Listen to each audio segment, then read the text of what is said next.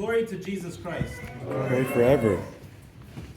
Can any one of you tell me what today is? What are we celebrating today? Sunday of Orthodoxy. Sunday of Orthodoxy, that's right. So it must be what time of the year if we're celebrating Sunday of Orthodoxy? What time of the liturgical year? Starts with a big L. Lent. Very good. Yeah, Lent. It's the first Sunday of Lent. We celebrate Sunday of Orthodoxy. What's Sunday of Orthodoxy? What day to congratulate ourselves for being Orthodox, no doubt. Sunday of Orthodoxy. Let's go. Let's all have, it's a congratulation day. Somebody? What's Sunday of Orthodoxy? What happens on that? What's that about? What's that about? Okay, Azaria? Jesus' death. Well, sure, every Sunday is about Jesus' death and resurrection. But what are we doing today? There's something hidden in the day. Yeah, sure, Nathan. We're gonna do a procession outside with icons. Yes, we're going outside with icons, processing. And then we also read the Bible of Daniel. Oh yes, well, special one for you today. Yeah, that's right. Yeah. And a big gospel that is, because he says to Philip, "Come and see." Philip says to him, "Come and see." So here we go. Now we're walking around. It's Sunday of Orthodoxy. We're going to walk around with icons. Did you know there was a period in time that the whole church had a big problem? Yeah. A big problem. For over 100 years, just a sec, guys. I'll take this part and then we'll go back to the questions and the answers. For over 100 years, there was a discussion, and not like a happy discussion. People weren't just like sort of sitting in cafes, although there might have been some that were doing this. But people were getting really angry at each other, saying, should churches have icons? Should this be going on or shouldn't it? And this went on for over 100 years. There was nobody at the beginning of the discussion that saw how the discussion ended. Everybody who saw it at some point, even if they were on the side for icons, might have thought, wow, the church is really going to change forever because they just took down all the icons and they threw it into the fire. Can you believe that? You know what? I'll tell you guys something interesting. So we call that iconoclasm. That's a word. And iconoclasm means the people who don't like icons. And then there are iconodualists, people who are the servants of icons, and we are sort of their children here. I come from a country, well, I was born in Canada, but my family comes from a country, Egypt, where there are people in that country that are also not very happy with icons. They're part of a religion that they don't really like images. They don't want God to be described, because they think that by describing God, you limit him, right? Like, if you leave him to sort of not being described, then he remains big. And that was sort of their argument. But then the argument of the iconodules was that God did describe himself. When did God describe himself? When did God make himself able for us to understand him? In some way, of course. We can't understand him fully. At his birth. Good answer. When God became incarnate, when God became man, when Jesus came to us, he let us understand a little bit about the vastness of God. And we point to that because God became part of matter. He had hands, he had ears, he had a nose, He had a mouth. he had a mouth. And he did things that we did. He slept, he ate, he laughed, he danced. He took care of people. He healed the sick. He gave sight to the blind. We don't do those parts. Or maybe some of us do. Maybe some of you do. But he certainly was like us in every sort of way. And we could touch God. We could hold out our hand, and we could hold his hand, and he could hold it back. And then we understood that matter matters. Your bodies matter. The bodies of the people around you matter. The bodies of the people on the bus matters. The needs of the people on the street matter. Because God came and became matter, so now, you know what matter is? Yeah. Matter. Stuff. Okay? Yeah. And because God was now allowed himself to be understood through stuff, through flesh and blood, through bones, now everything that was about matter matters. We couldn't just walk up to a tree and cut it down for no reason. We couldn't just go up to a person who's hungry and say, I don't care that you're hungry. Because all of that matters. Because God became matter. He came into creation. Yes, Moses, do you have a question? Can I wait until the end? Let's hold the questions until the end.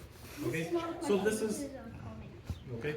I think my mother said the winning argument was like when they said that you see the person in like the little tab on a phone call, so you should do the same with Christ when you're basically praying with him. Yeah, he's like God calling, right? Yeah. Okay, very good.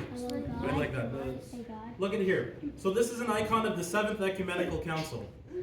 Right? Well, we're going to hold our thoughts to the end. At the Seventh Ecumenical Council, the fathers and mothers of the church came together and they said, we're for icons. We can now describe God both in words and in visual art and in every sort of way. That God can now allows himself humbly to be described and we can understand him. One thing I want to point out about this, and then I want to actually go to a different story in a second, and I want to talk to you guys about the first icon. Dun dun dun. What's the first icon? Stay tuned. Sometimes, and what the Seventh Ecumenical Council always teaches me, among the many things that it teaches me, is that solutions to problems sometimes can take over 100 years. Okay? Solutions to problems aren't going to happen tomorrow. They aren't going to happen right when you need it. Sometimes you gotta stand and be a little frustrated for a while. And trust me, if you guys ever become parents, you'll understand this much. I'm not saying anything. I'm just saying parents have insight into just wait a little bit of time. So seventh, I'm not talking about you guys, I'm talking about somebody else, other people's kids. All right. So the Seventh Ecumenical Council teaches us that. Now, new story. And this is a very interesting one. Who was the first? I got two questions for y'all. And if anyone can answer this, 1,000 gold stars. All right, that's a lot of gold stars in the line here. One, who was the first king to ever become a devout Christian? Do you know? King David? Nope. King Saul? No. You know, Marta? Nope. Even before that. All right, very good. So we'll get to that in a second. Second question. What was the first icon that was ever made? Who made it? Who made the first icon? Okay, that's No. Solomon? Nope. King Saul? Nope. But I can see where you guys are getting your ideas from, and they're all very good. All right, let's start. There was a king of Edessa. Edessa is in a place that's now called Turkey. All right? Yeah, it's like, you know, you guys might know that from. I don't know. We'll have to go someday and see. And it's right now in modern day Turkey. It's close to a place called Armenia.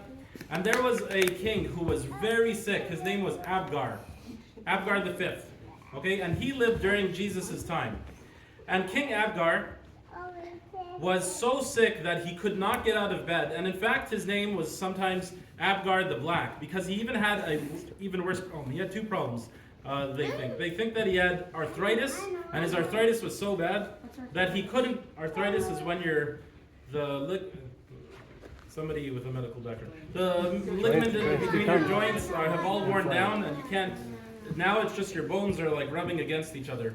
And so his arthritis was so bad that he was on his back, they say all the time.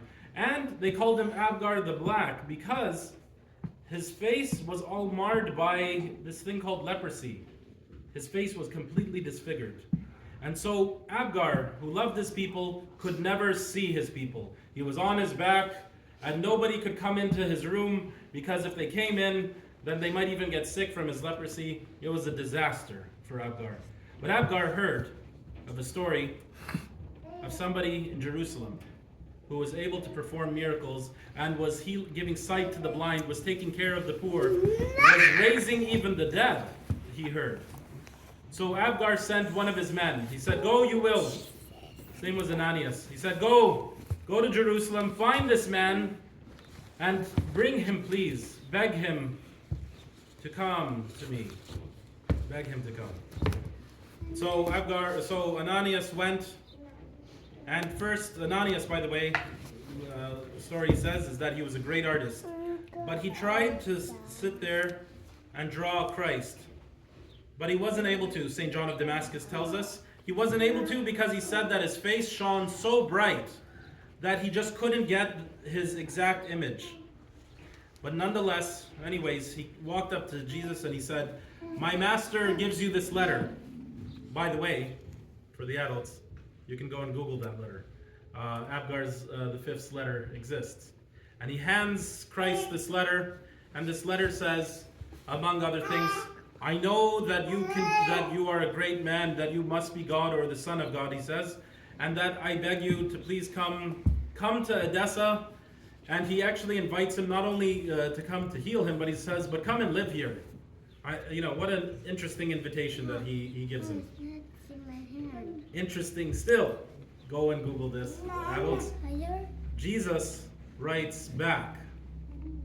The first recorded that we know that this happens is from Eusebius of Caesarea. That there's actually a letter written by, perhaps transcribed, handed to Ananias back to Abgar the fifth. Abgar the fifth, and I'm skipping ahead, but on August 16th, the church commemorates this event.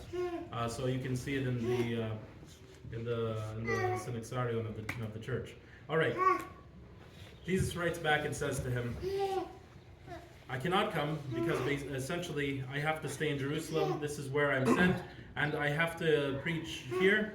But because of your faith that you have not seen and yet believed, I will send to you someone." So there's Ananias struggling still to write this, to draw Christ. Not able to. Jesus picks up a mandilion. Those of you that can speak either Arabic or Greek, this is where we both merge together. A cloth, a mandil, if you're an Arabic speaker. All right? And he takes a mandilion, holds it to his face. Jesus holds a cloth to his face, miraculously transfers this image,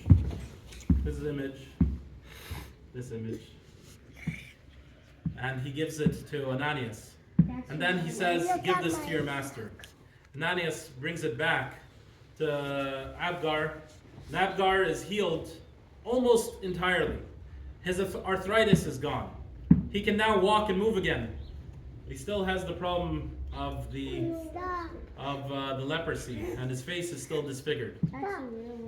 This is an icon of the icon, and that icon is famous. It comes up in history. It was moved. Anything that was ever good was moved to Constantinople. So I think in the 10th century, the emperor of Constantinople said, "Hey, I heard you guys got the mandilion in Edessa," and they're like, "Yeah, why? What do you want?" And then they took it over to Constantinople in the 10th century, and it was there. And in fact, actually, it continued to be in existence until about the 17th century, and then, or the 18th century, and was destroyed during the French Revolution, because it had been taken all the way to France at some point. But we know that of its existence, and it's been recorded by several people up and down throughout history. It was mentioned about. St. John of Damascus was perhaps one of the most interesting of them that had mentioned it. Just one last thing though. Christ, wanting to continue to bless Abgar for his faithfulness, intentionally sends one of his apostles. And he sends a really obscure guy, not somebody that was really big. But sometimes when God wants to make a big deal about something, he doesn't send the big kahuna. He'll send one of the more small guys in order to make a point. That his strength is made perfect in weakness. He sends over St. Jude. If you guys ever get a chance, look at the icon inside the altar. You can see all of these really impressively unimpressive guys at the beginning who became impressive. And then you'll see St. Jude. He's the smallest one, standing right off to the side. And St. Jude goes all the way, he's sent all the way over, and he begins healing people in Edessa. And at that point, he doesn't know why. But then Abgar hears, there's somebody in this city doing exactly as I heard that Jesus was doing. Please, bring this man to me. St. Jude stands, sometimes by the way called Thaddeus, and actually he was known to them as Thaddeus. But Thaddeus was sort of like a nickname. It was almost, I once heard somebody describe it as, it was basically like the Bubba of, like, hey, everybody is Bubba if you go to like some parts of the South, okay? It was basically like that, just a common name. So Thaddeus goes, meets Abgar, and then completes the miracle, healing him of his leprosy. And Abgar, his whole family, and the whole of Edessa become Christian on that day. After that, Abgar takes the Mandilion, and do you know what he does with it? He puts it out at the front of the city. And every person who comes into Edessa, he has a rule. He says they have to venerate and honor the Mandilion, the face of Christ. Icons are holy things. The things of the church are holy things. Would we ever take, for example, the chalice and just drink something else in it? No, we wouldn't. Would we ever take an icon and just sort of leave it on the floor? No, we wouldn't. You know why we don't do this, among many reasons? Is the way that we treat holy things is also the way that we'll treat other holy things. And you know what are some of the holy things around us? Icons. Okay, icons, yeah, those are holy. And they show us images of what? What are in icons? What are these things? Saints. Yeah, saints. And what are saints? They're people, right? They're people. There are holy icons that also surround us in this world. But if we stop seeing holy things in this world, if we stop realizing that there are holy things, we might do the wrong thing by mistaking that there isn't holiness in the people that are around me. So the holiness of icons, the holiness of church, the holiness of Scripture, when we venerate those things, they call us also to see the holiness of all things around us and all people. All right? So that's why we hold up the icons. When we walk in procession today, we remind the world there is holiness in this world. This person was holy. This person was holy. And because all these holy people were here, and these are holy objects, you are holy. The world is holy and belongs to God. And that's what we're going to do today. Is that a good idea? Yes. Okay. Yep? All right. I think I thoroughly convinced you by your silence. Any questions?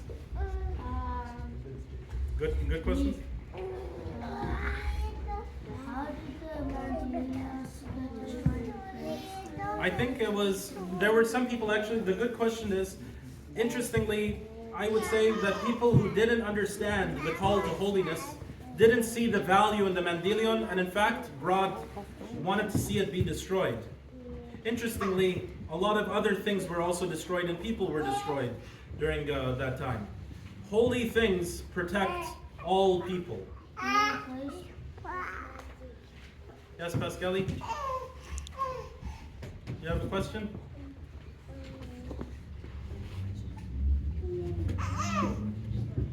I like that you were helping today, Pascal. Very good. Yes, Marta? You said this person is holy and this person, but it's these.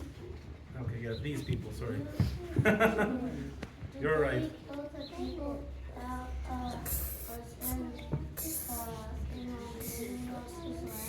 Abgar, King Abgar. But no, that was a very different time. That was 1700 years after her, so. I gotta tell my question at the end of the service. Okay, at the end of the service. Nathaniel, last question here. I think you said people were destroyed, like the icon was destroyed. Yes. Oh. Some people were very hurt. Okay, so again, to keep this final thought here, we're gonna go around holding icons at the end of the service. You guys, I sure hope some of you brought icons from home. Maybe all of you did. That would be wonderful. But if not, we'll take the icons off the walls and we'll return them back to the walls after we go in procession. And remember, when you're carrying them, maybe find a saint or a person who speaks to you, who is someone who you desire to learn from, and walk with pride around when we go in procession. Because of this being holy, because of these people being holy, we recognize that all life here is holy, and we are for the whole of the world. We wish to bring the glory of God into the world. All right? Very good. And glory be to God forever. Amen.